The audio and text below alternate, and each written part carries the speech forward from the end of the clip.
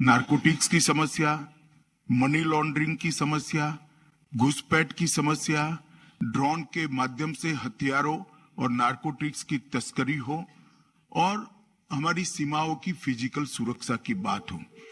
जब तक पूरे देश की पुलिस और केंद्र की एजेंसियों का ये सभी समस्याओं के प्रति रिस्पॉन्ड एक समान नहीं होता, इस समस्याओं के प्रति लड़ने की हमारी रणनीति एक नहीं होती, एक दिशा में एक साथ होकर सभी राज्य आगे नहीं बढ़ते हैं, तो उनका सामना नामुमकिन है।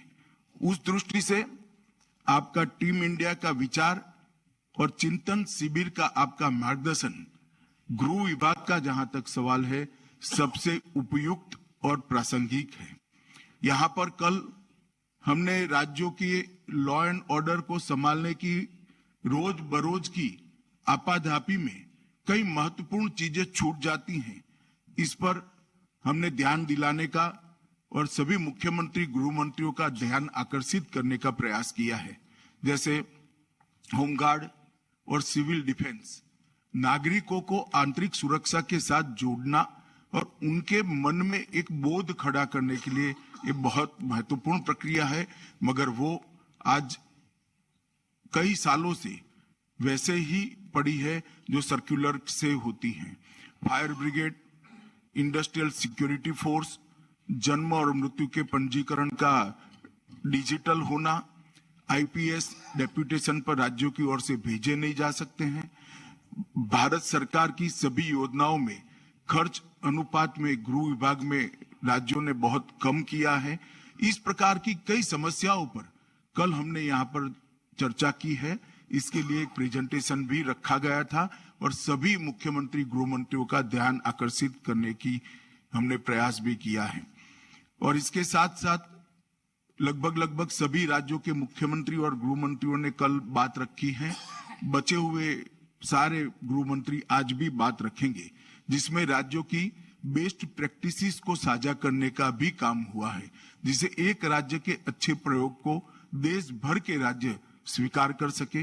राज्यों ने अपनी कुछ तकलीफें भी यहाँ मंच पर रखी हैं, जिसका समाधान भारत सरकार के सहयोग से वो चाहते हैं। केंद्र से उनकी जो अपेक्षा है उसको भी मंच पर रखने का काम हुआ है और कुछ अच्छे सुझाव भी आए हैं। मैं आपको विश्वास दिलाता हूं कि हम सब मिलकर ये सारी समस्याओं के समाधान की ओर एक वाक्यता के साथ आगे बढ़ेंगे। आज इस विशेष सत्र के उपरांत 4 सत्र और होंगे, जिसमें साइबर अपराध, नारकोटिक्स, कन्विक्शन रेशियो बढ़ाना, दोष सिद्धि का प्रमाण बढ़ाना और सीमा सुरक्षा का प्रबंधन, ये 4 विषयों पर विशद चर्चा होने वाली है। और इसके साथ साथ ये पूरे चिंतन शिविर में 2 दिन में आपने आजादी की जब शताब्दी मनाई जाएगी, तब भारत सरकार के जो लक्ष्य निर्धारित किए हैं, इसमें गृह मंत्रालय के लक्ष्यों को भी हमने राज्यों के साथ साझा किया है।